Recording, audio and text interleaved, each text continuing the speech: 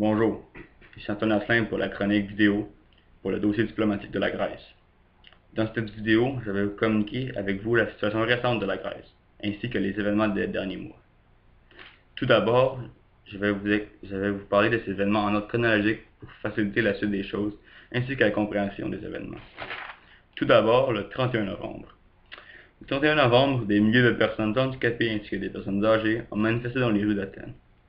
Ces personnes ayant des besoins financiers particuliers, se sont vus couper de moitié leur pension, sans même un préavis du gouvernement. Suite à cette révolte, la semaine plus tard, le 6 novembre, des manifestations ont eu lieu contre l'austérité du gouvernement. Les Grecs manifestent contre le gouvernement puisqu'ils reprochent de manquer d'austérité envers eux. Non, en manquant de communication, donc faisant preuve d'austérité envers eux. Le centre d'Athènes fut alors bloqué, ainsi que tous les services de transport en commun, paralysant ainsi le pays. Le lendemain, le 7 novembre, en matinée, la police anti-émeute grecque est entrée dans les locaux de l'ancienne radio-télévision REM afin d'évacuer les journalistes, ainsi que les locaux de tout membre journalistique. 200 personnes manifestaient alors contre cette fermeture. Cette fermeture a lieu, rappelons-nous, puisque le gouvernement grec jugeait que cette institution coûtait beaucoup trop cher au gouvernement pour une crise économique en Grèce. Cette arrestation fut alors faite.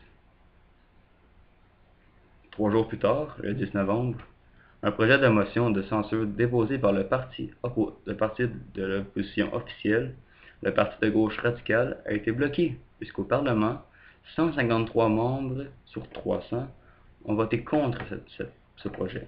Ce projet visait à la censure du gouvernement dans les affaires internes, puisque le parti radical gauche